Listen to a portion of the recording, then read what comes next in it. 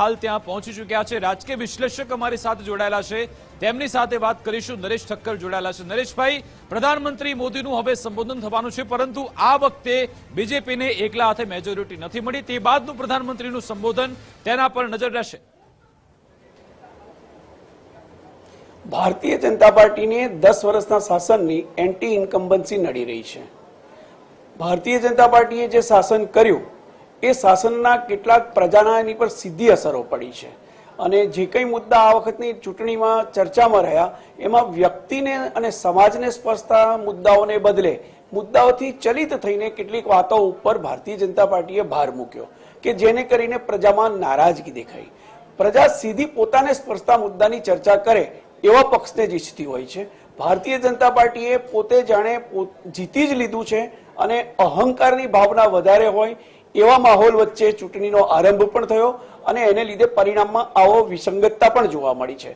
અત્યારે ભારતીય જનતા પાર્ટી જે પણ કંઈ કરી રહી છે તે પણ હવે ગુજરાત અને દેશ આખો એને નોંધ લેશે કે જેણે સેવા કરવાનો હોય એ સેવાની સાથે સાથે સત્તાલક્ષી કેટલું બને, કારણ કે ભારતીય જનતા પાર્ટીના કાર્યકર્તાઓ પણ નારાજ છે, આંતરિક એ પણ વધારે છે, અસંતોષ પણ વધ્યો છે। ટિકિટોની વહેંચણી હોય કે પ્રજાને લગતા પ્રશ્નોની ચર્ચા વિચારણા હોય, મારો અભિપ્રાય કે મારો મત હું બોલું કે જનતા બોલે તે સાંભળવું એ અગત્યનું વધારે છે, એ દેશ માને છે।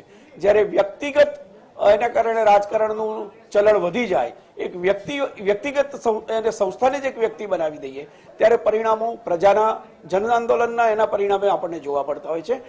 દેશની અંદર જે કંઈ જોવા મળ્યું એમાં પણ ખાસ કરીને બંધારણનો જે મુદ્દો ચગ્યો કે ભાઈ એમણે 400 પાર જવું છે તો એ બંધારણ બદલવાનું છે, તો એ મુદ્દો બહુ સ્પર્શી ગયો જનતાને અને તે પણ ખાસ કરીને ઉત્તર પ્રદેશમાં અને મહારાષ્ટ્રમાં આગળ એમ ભાઈએ કીધું એમ કે જ્યારે સરકાર તોડો છો, લોકશાહીને તમે જોડવાની વાત કરવાની હોય, લોકશાહીમાં તોડવાની વાત ના હોય।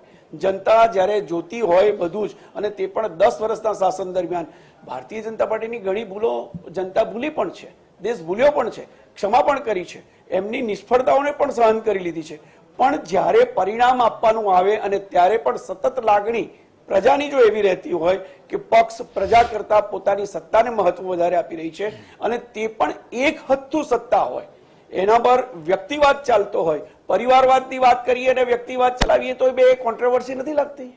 પરિવાર હોય અને પરિવારનો જે વિરોધ હોય, બિલકુલ નરેશભાઈ, સવાલ એ પણ છે કે હવે સરકાર કોણ બનાવશે તેના પર નજર છે। બહુમતીનો આંકડો 272 છે અને ભાજપ એકલા હાથે આ આંકડો નથી મેળવી રહ્યું, તેમને જે એનડીએ જે તેમના ઘટકો છે તેમનો સહયોગ જોશે અને એમાં સહયોગ જોશે। એનડીએના બીજા નંબરની સૌથી મોટી પાર્ટી બની છે એ છે ટીડીપી, ત્રીજા નંબરે છે જેડીયુ।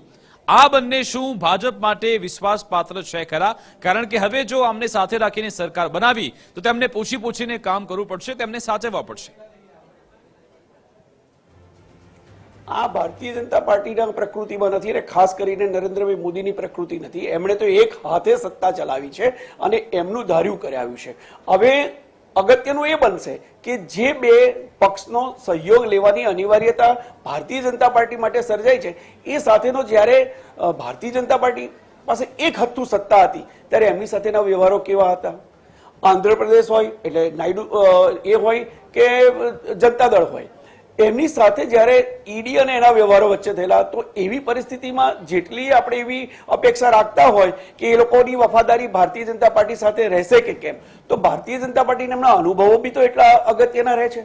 અને એવી પરિસ્થિતિમાં હવે એવું કહેવાય છે કે ગઠબંધન, ઇન્ડિયા ગઠબંધન સાથે કદાચ એ લોકો એમની પર વિશ્વાસ કરીને જોડાઈ શકે, પણ ભારતીય જનતા પાર્ટી પર વિશ્વાસ કરવા માટેના કારણો કયા?